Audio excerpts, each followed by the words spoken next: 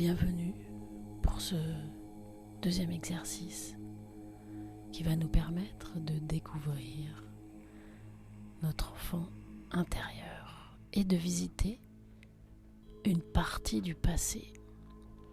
De nouveau, asseyez-vous en ayant le dos maintenu, les pieds à plat sur le sol, les mains posées sur vos genoux avec les paumes vers le ciel.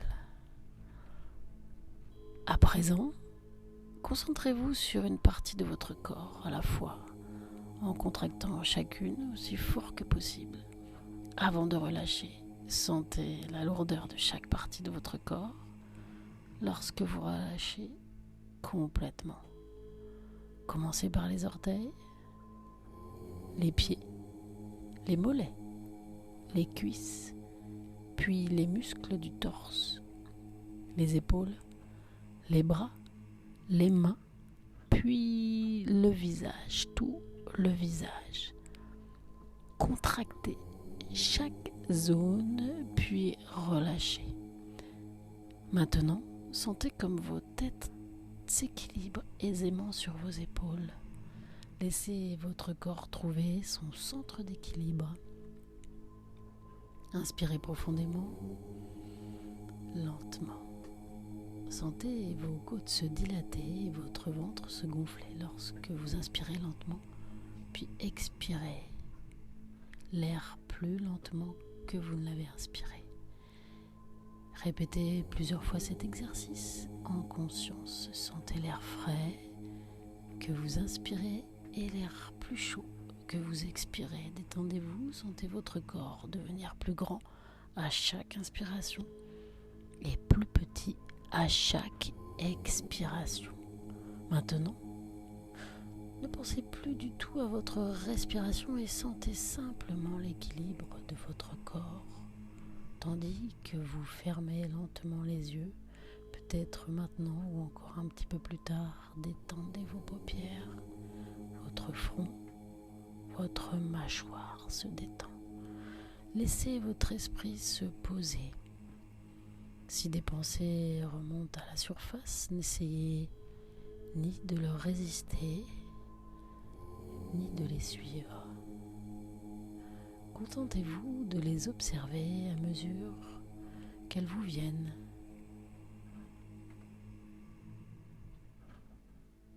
Puis, laissez-les partir.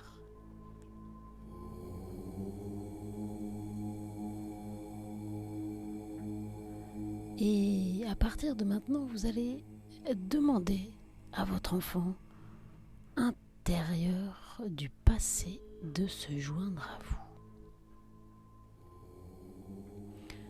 Accordez-vous quelques instants pour prendre conscience de vos sentiments là à l'égard de l'aventure que vous vous apprêtez à entreprendre. Avez-vous peur de cette rencontre ou hâte de découvrir ce qu'elle va vous apporter ? Et qu'est-ce que cet enfant va vous dire ? Est-ce une part de vous qui vous est familière ou quelqu'un que vous avez essayé d'oublier ? L'émotion en soi est moins importante que votre capacité à la ressentir. Laissez maintenant émerger une image de votre enfant intérieur que vous envoie votre moi profond. Faites confiance à ce qui se présente.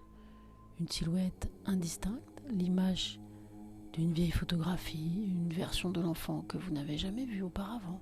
Peut-être un nourrisson, une adolescente, un adolescent, une petite fille, un petit garçon qui court vers vous peut-être. Vous ignore ou vous tourne le dos. Qu'en est-il ? Observez. Avant d'aller à sa rencontre, demandez-vous quelle émotion cet enfant suscite en vous.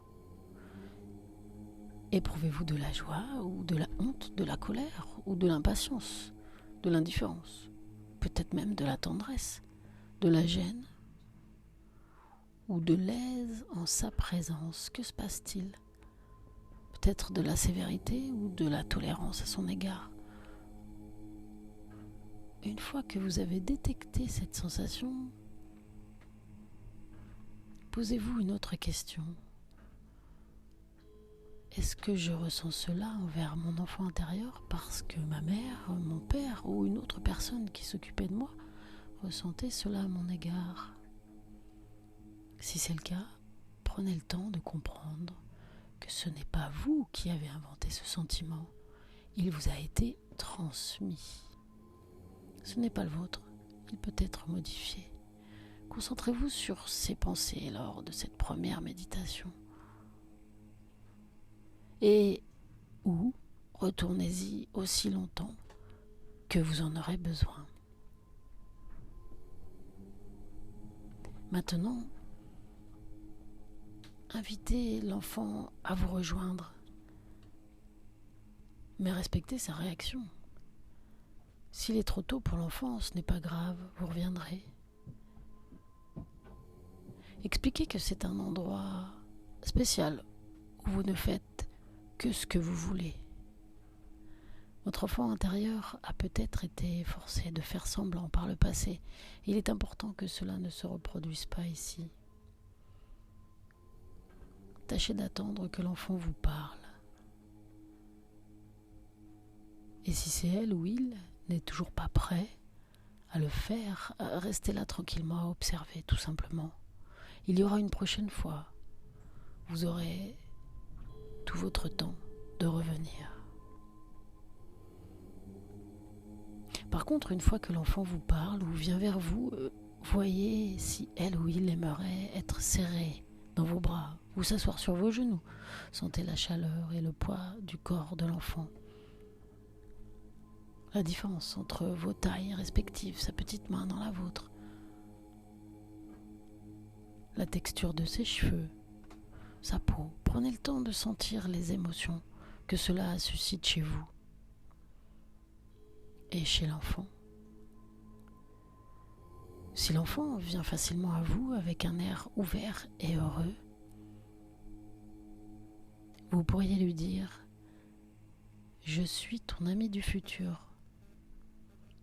Je suis ici parce que je t'aime et je veux apprendre de toi. » Si l'enfant manifeste de la timidité, de la tristesse ou de la peur, vous pourriez lui dire « Je viens du futur pour t'aider et t'aimer. Je te protégerai. Dis-moi juste ce que tu veux et ce dont tu as besoin. »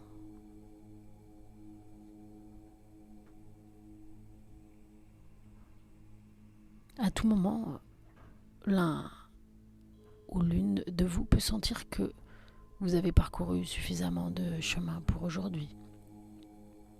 Alors c'est très bien ainsi.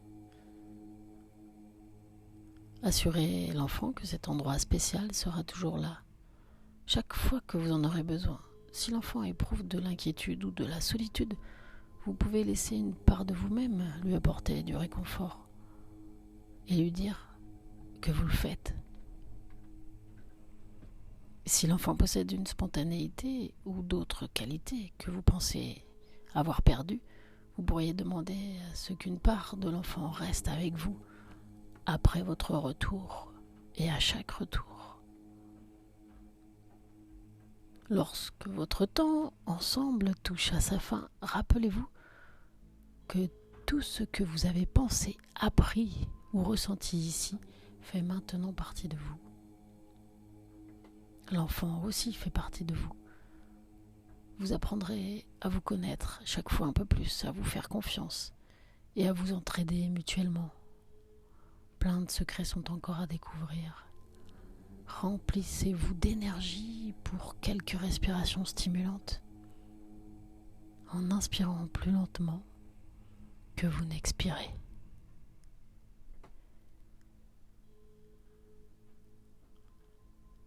Comptez jusqu'à 5 et en terminant de compter, ouvrez lentement les yeux. Regardez vos mains et imaginez que celles d'un enfant sont à l'intérieur. Vous formez une seule et même personne, mais différente. Vous pouvez protéger votre enfant intérieur et en prendre soin. N'oubliez pas maintenant de noter vos pensées, expressions, sentiments et associations d'idées que vous avez vécues. Même, pourquoi pas les dessiner, faire un mind map. Enfin, tous les outils sont à votre disposition. Et je vous attends pour le 3e exercice avec la rencontre de l'enfant intérieur, cette fois-ci dans le futur. À très vite